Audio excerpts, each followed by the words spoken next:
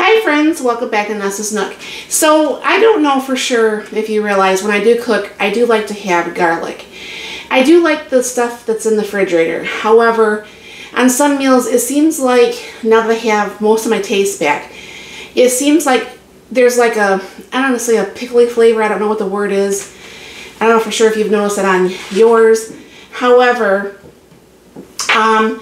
I was just thinking to myself, I've seen videos and shorts and stuff come across as I've been watching other videos, and how they've taken their food processor and actually just ground up the garlic, you know, when it's in the bulbs, and go ahead and put them in the freezer and stuff. However, getting them back out nicely is a whole nother story. So I've been watching a whole bunch of different ones to see which way I wanted to do it best.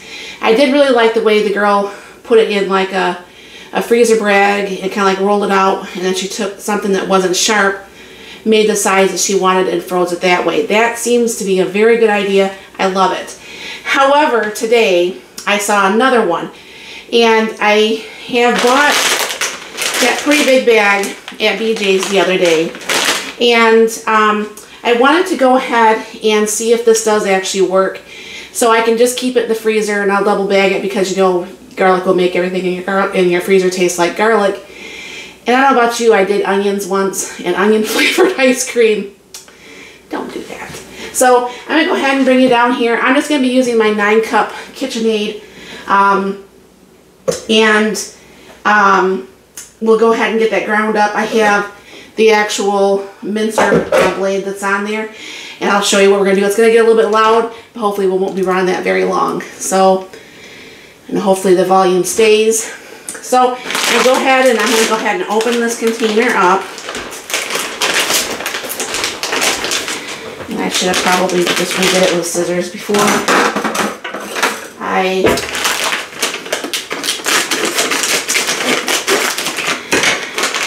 did this. So I'm going to go ahead and just pour this whole bag in here.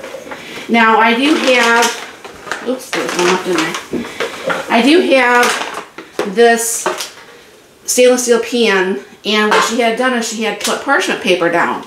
So once this freezes, you're just going to flip this out, and then you're going to cut it to the size that you want, and that's why I did really like this idea. So I'm going to go ahead and put this on high, excuse the noise, and we'll get this ground down.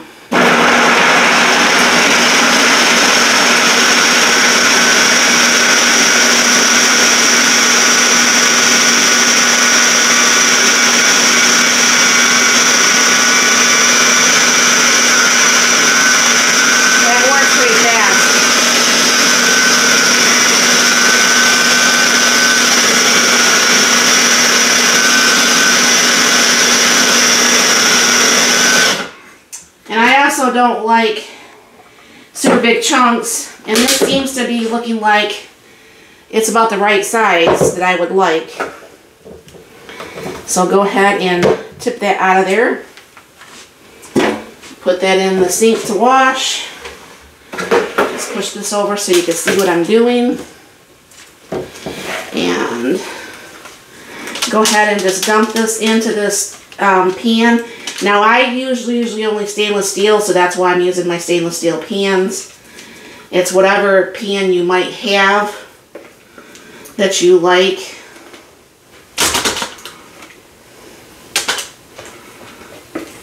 Alright. And then this pan might be a little bit too big, but the thing is, the way it looked like on the video, that you can cut this to whatever size that you want. So I can make my squares a little bit bigger if this does, in fact, look as thin as it's probably going to be.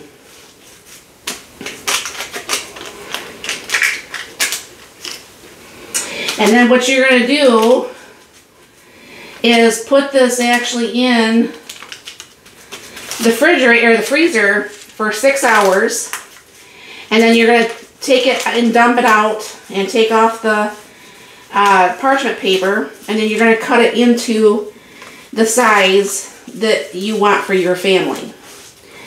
And I thought this would be a great way to not taste that taste that I taste now that I don't know for sure if it's just the brand. I don't know. So I have a little plastic lid that will just go on the top of this. If it didn't, you would probably just go ahead and put something like Saran wrap or whatever. And go ahead and throw this in the freezer for the 6 hours. And I'll be back and I'll show you what we're going to do next. Alright, everybody, it's been the 6 hours, so I have this taken out of the freezer now. And I'm going to go ahead and bring it down here. And pull this out. Just push this aside real quick. And from what I've seen the person do, is they just kind of like loosen this up off the paper, because you're going to be cutting it, you know. And by the way, my house smelled like garlic for a good hour, even though this was actually in the freezer. And yes, if you're wondering, my hands are clean.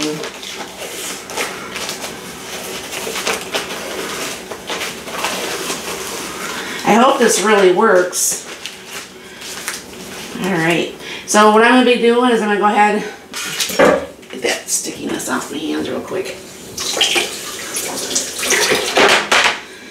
Go ahead and use my chef's knife and go ahead, because this is thinner, I'm going to go ahead and cut these a little bit bigger pieces than I would normally, because it's not very thick, as you can see.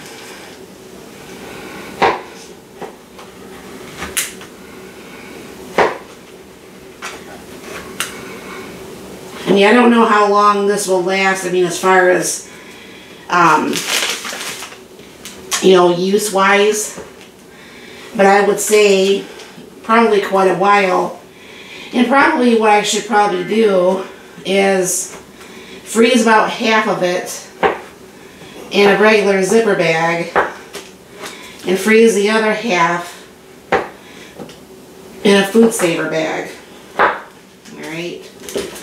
So anyways, this is what the pieces are going to look like. And right now I just have a double bag here.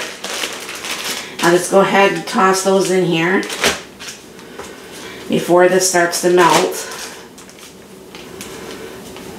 And then this should work really well as far as just tossing these from the freezer right into your meal. Just like when I've used frozen onions or frozen green peppers or anything that's frozen like that. And I still may take half of these. I'll see what I feel about tomorrow. I may take half of these and actually put them in a food saver bag so they stay even that much more fresh. Alright. So, I'm going to rewash my hands a minute here.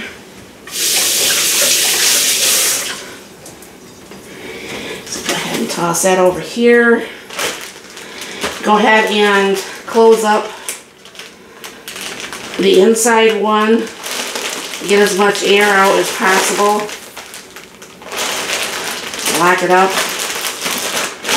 And then go ahead and get as much air out of the second bag.